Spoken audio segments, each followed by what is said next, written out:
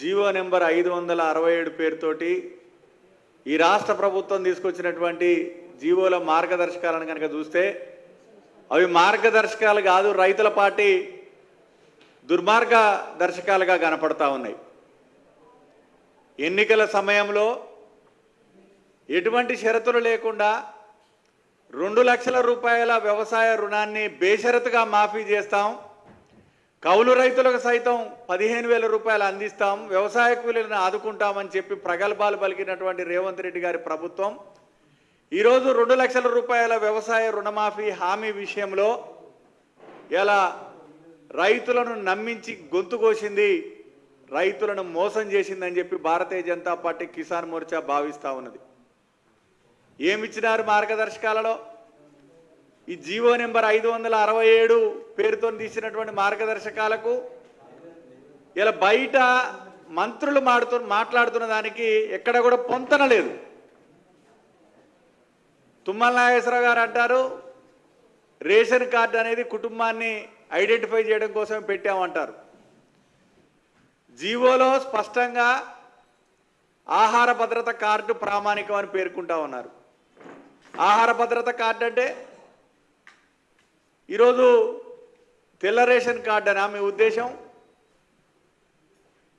అంటే రైతులు ఎంతమందికి తెల్ల రేషన్ కార్డులు ఉన్నాయి ఈ రాష్ట్రంలో? తెలంగాణ రాష్ట్ర ప్రభుత్వం ఏర్పడిన తర్వాత ఇంతవరకు కొత్త రేషన్ కార్డులు ఇచ్చినటువంటి సందర్భం లేదు. ఒక కుటుంబం 3 కుటుంబాలుగా 4 కుటుంబాలుగా ఇలా విడిపోయినటువంటి నేపథ్యంలో మీ యొక్క ప్రభుత్వము ఈ జీవో ద్వారా ఏం చెప్పదలుచుకుంది? 2 లక్షల రూపాయల రుణమాఫీ విషయంలో అనేక ఆంక్షలను తీసుకొచ్చారు.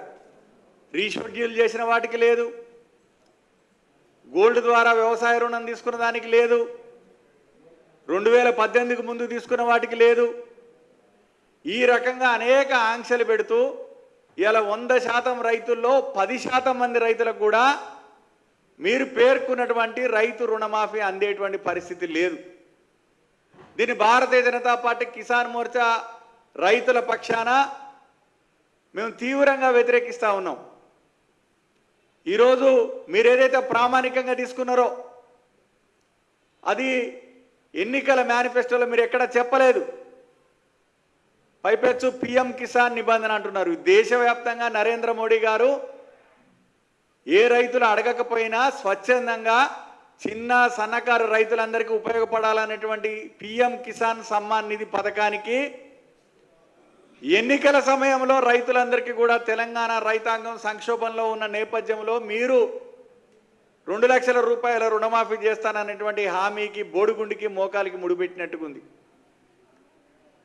ఈరోజు మీరు పెట్టినటువంటి ప్రామాణికాలు చూస్తే ఎంత హాస్యాస్పదం అంటే ఇక రైతులకు కాళ్ళకి చెప్పులు ఉండకూడదు, అంగిలాగు కూడా జినిగిపోయి ఉండాలా, వాళ్ళకి అంగిలాగు లేని వాళ్ళకే ఇస్తామని కూడా అదొక్క పాయింట్ చేర్చకుండా వదిలిపెట్టినట్టుగా జీవో కనపడతా ఉంది. ఈరోజు తెలంగాణ రైతులను ఎన్నికల సమయంలో నమ్మించి గుండు గుత్తగా ఓట్లు వేయించుకొని అధికారంలోకి వచ్చి ఈరోజు 7 నెలల పాటు కాలయాపన చేసి మీరు ఇచ్చిన జీవోను ఒకసారి చూస్తే రైతు కండ్ల వెంట నీళ్లు రాక మానవు. ఇలా 7 నెలల పాటు బ్యాంకులలో రైతులు రేపు మాఫీ అయితే ఎల్లుండి మాఫీ అయితే అని చూసి చివరికి బ్యాంకుల దృష్టిలో అపరాధులుగా మారిపోయారు. చివరికి మీరు తేల్చింది ఏంటనంటే ఒక 10% మంది రైతులకు కూడా మీరు ఇచ్చినటువంటి 2 లక్షల రూపాయల వ్యవసాయ రుణమాఫీ అందేటువంటి పరిస్థితి లేదు. ఈరోజు కుటుంబం అంటే మీ దృష్టిలో ఏంది, నిర్వచనం ఏంది? ఈరోజు తెలంగాణ రాష్ట్ర ప్రభుత్వం ఏర్పడ్డ తర్వాత గత 10 సంవత్సరాలుగా రేషన్ కార్డులు లేవు. అంటే రేషన్ కార్డులు ఉన్నోళ్ళకి ఇస్తాం, పిఎం కిసాన్ నిబంధనలకు అనుకూలంగా ఇస్తాం, ఆహార భద్రత కార్డు ప్రామాణికం, ఇటువంటి గందరగోళమైనటువంటి మాటలు మాట్లాడుతూ అసలు ఈ రుణమాఫీ ఎవరికి వస్తుందో తెలియనటువంటి పరిస్థితి ఏర్పడ్డది. ఇంకా దురదృష్టకరమైన విషయం ఏంటంటే 2 లక్షల రూపాయల పైన ఎవరికైనా రైతుకు గనక అప్పు గనక ఉంటే ఆ అప్పును రైతు ముందు చెల్లిస్తే మిగతా పైసలు అకౌంట్లో వేస్తామని చెప్పి ఆ జీవోలో పేర్కొన్నారు. ఇది ఏమన్నా అర్థం ఉన్న విషయమేనా? ఇది పెట్టుబడి రోజులలో వ్యవసాయాన్ని ఖరీఫ్ స్టార్ట్ అయ్యి ఇప్పుడు 40 నుంచి 50 రోజులు గడుస్తున్న సందర్భంలో పెట్టుబడి రోజులలో నువ్వు అప్పు తీరుస్తానంటే మిగతా పైసలు తీసుకొచ్చి కట్టేటువంటి పరిస్థితి రైతుకు ఉంటుందా? నువ్వు ఇయ్యదలుచుకున్న పైసలు ఖాతాలో జమ చేస్తే ఇలా బ్యాంకుతో మాట్లాడుకొని తన యొక్క ఖాతాను పునరుద్ధరించుకోవడానికి అవకాశం ఉంటుంది తప్ప, అంటే మీ యొక్క దుర్మార్గమైనటువంటి ఉద్దేశం ఏంటంటే ఇక్కడ ఏదో రకంగా లబ్ధిదారుల సంఖ్యను తగ్గించడమే అనేటువంటి విషయం చాలా స్పష్టమవుతా ఉంది. భారతీయ జనతా పార్టీ కిసాన్ మోర్చా తరఫున ఈరోజు రేవంత్ రెడ్డి గారి ప్రభుత్వాన్ని మేము డిమాండ్ చేస్తూ ఉన్నాం, హెచ్చరిస్తూ ఉన్నాం. పూర్తి స్థాయిలో మరి అలా ఈ జీవోను సమీక్షించి ఎటువంటి షరతులు లేకుండా 2 లక్షల రూపాయల వ్యవసాయ రుణమాఫీ హామీని అమలు చేయాలా, ఇది బీజేపీ కిసాన్ మోర్చా పక్షాన మేము డిమాండ్ చేస్తూ ఉన్నాం. లేని పక్షంలో రేవంత్ రెడ్డి ప్రభుత్వం చేతిలో, కాంగ్రెస్ ప్రభుత్వం చేతిలో మోసపోయినటువంటి గోసపడుతున్నటువంటి రైతులందరినీ సమీకరిస్తాం. వీళ్ళందరినీ తీసుకొని ప్రజాభవన్కి తీసుకురావడానికి కూడా బీజేపీ కిసాన్ మోర్చా వెనకాడదని ఈ సందర్భంగా తెలియజేస్తూ ఉన్నాం. ఇంత దుర్మార్గానికి పాల్పడడం, ఇలా రైతులను మోసం చేయడం, ఇలా రైతులు దలుచుకుంటే రాజ్యాలు కూలిపోయినాయి.